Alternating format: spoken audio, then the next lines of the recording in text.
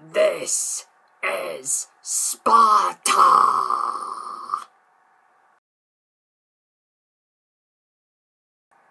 Hello YouTube, Film Buff 06 here, and I thought I might as well do a review of the 2006 cult classic 300 to prevent the possibility of there being a ridiculous amount of requests for me to review this movie. Anyways, 300 is a shot-for-shot adaptation of the 1998 graphic novel of the same name by Frank Miller, who is also an executive producer on the film, and Lynn Varley. It was directed by the one and only Zack Snyder. It was made on a budget of $65 million. It was shot in chronological order.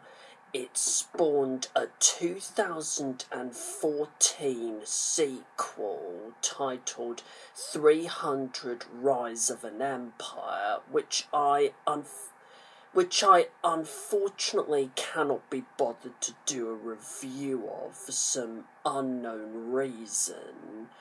And it stars Gerard Butler, Lena Headey, Dominic West, David Wenham, aka Faramir from Lord of the Rings, Rodrigo Santoro, and Michael Fassbender in his feature film debut. The film was also mostly filmed with a special superimposition chroma key technique to help replicate in detail the imagery from the original graphic novel. Anyways, the story is simply a fictionalized retelling of the Battle of Thermopylae in 480 BC, which took place between Greece and Persia during the Persian Wars. And it basically chronicles how the Spartan leader King Leonidas, played by Gerard Butler, and his 300-strong army of fellow Spartans defied their oracle as well as the odds to wage an all-out bloody war against a 3,000-strong Persian army led by Xerxes, played by Rodrigo Santoro, before he invades Greece in order to expand his vast slave empire. So, what are my thoughts on 300? Coming from someone who is not at all familiar with the graphic novel, after putting it off time and time again on this channel, I can now see why everyone loves 300, because I thought it was a freaking awesome and technically amazing film from beginning to end. The story to this film is very simplistic and doesn't take any predictable turns.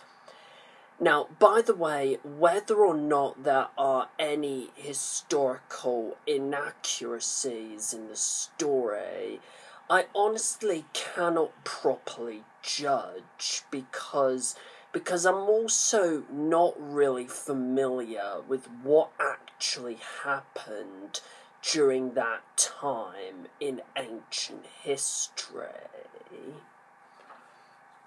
Just to get that out of the way. Anyways, back to reviewing the movie.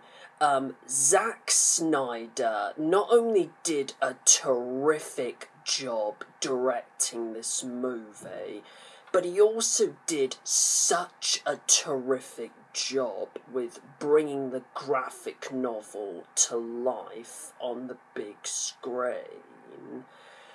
Some of the acting is really over the top and incredibly campy, but in a brilliantly, badass sort of way that makes you really care and feel emotionally invested with these characters. David Wenham does a really great job with his character. Dominic West also does a very good job portraying a politically odious, misogynistic dick of a character. Lena Headey is fantastic as Queen Gorgo and proves to us, Queen Gorgo being Leonidas's wife, and she proves to us why she was eventually cast as Queen Cersei Lannister in Game of Thrones. As the villain of the piece, Xerxes, who is menacing, physically imposing, has a really, deep voice like this, and is covered with nothing but all sorts of bling and, golden chains, from head to toe, almost like Mr. T, from the A-Team. Rodrigo Santoro does an absolutely brilliant job portraying him. But Gerard Butler is the one Gerard Butler as King Leonidas is the one that completely steals the show here. He just brings such a commanding screen presence to the role. He is very charismatic. He has some of the best and most quotable lines in movie history, like, "This is Sparta! Prepare for glory!" And especially, "Tonight we dine in hell."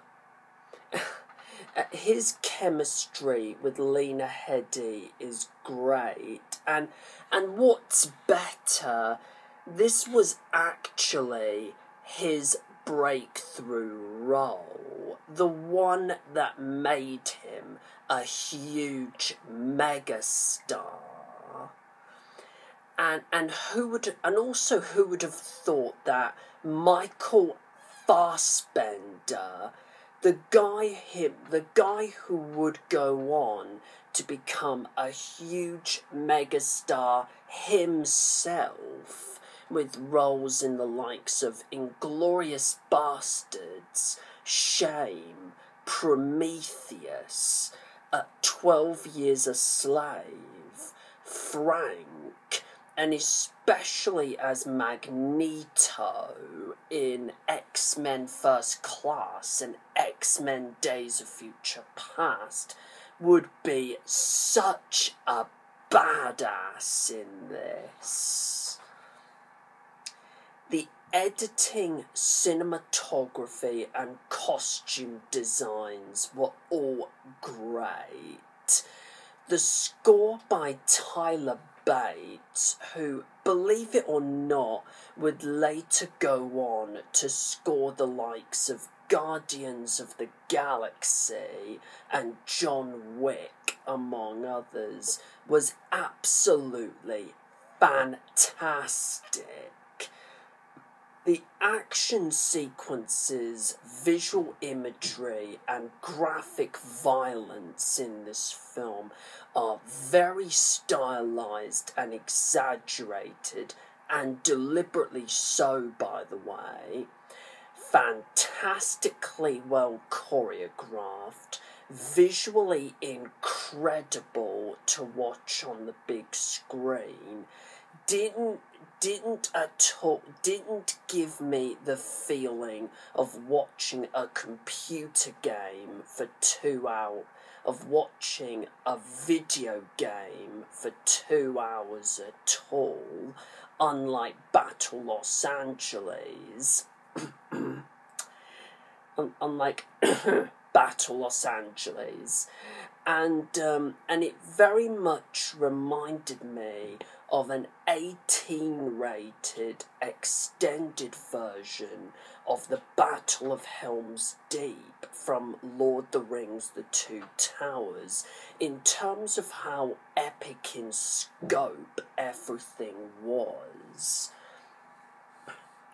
Plus, this film makes brilliant use of slow motion, which nowadays has been ridiculously overused to death in Hollywood movies. And I especially not only loved the fact that they used CG blood in this, which might otherwise look incredibly fake at first glance, but they also managed to rectify part of what was wrong with, for one example, Star Wars Attack of the Clones by shooting 90% of this film with green screen backgrounds, so that the majority of locations and backdrops in this film would be computer generated, and making everything look fantastic. Not entirely realistic, of course, but beautiful all the same. Now, I have only two favourite scenes by far of this entire movie, both of which were badass, spectacular, and just damn awesome to see. One is the iconic moment when Leonidas, after shouting out his "This is Sparta!" he kicks the messenger straight into this huge, bottomless well. And the other one is towards the end, when Leonidas attempts to kill Xerxes by throwing his spear directly at him, but it barely misses and manages to cut across Xerxes' face, causing the right side of his mouth to bleed, thus proving the God King's immortality in the process.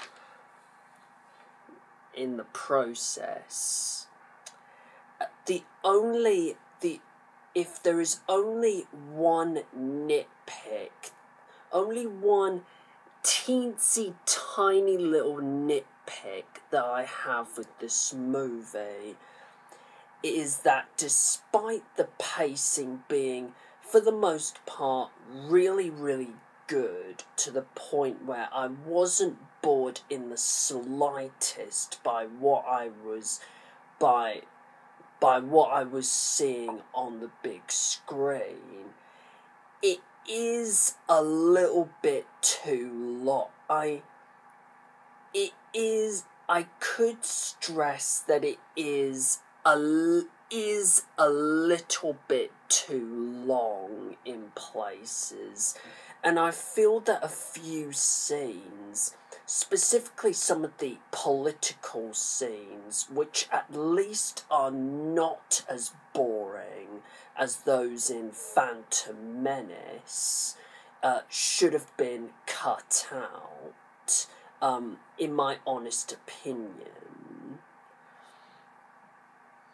Now, the ending in which, spoiler alert, Leonidas and the entire Spartan army are completely wiped out by a flurry of raining arrows is just a really moving and at the same time just a heroic and uplifting moment. I would highly recommend that you go and check out 300 if you are a male and are into action movies, war movies, swords and sandals epics, or you just want to see a bunch of oily, bare-chested, guys, dudes, fighting the crap out of each other, on screen. In conclusion, my overall rating for 300 is going to have to be an awesome, tacular 10 out of 10, in my opinion. Now, feel free to leave a comment in the section below, and please let me know your thoughts on 300. Plus, feel free to subscribe to my channel as always, and also don't forget to like my Facebook page if you haven't already.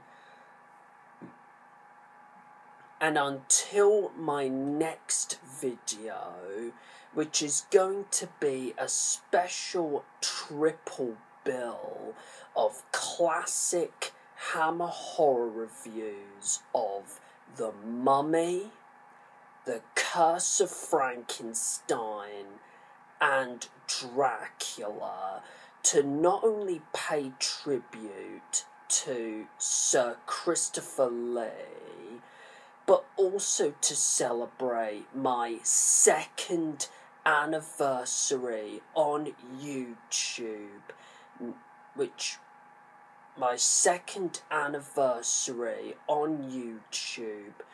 is happening next Friday. Do take care, everyone, and goodbye.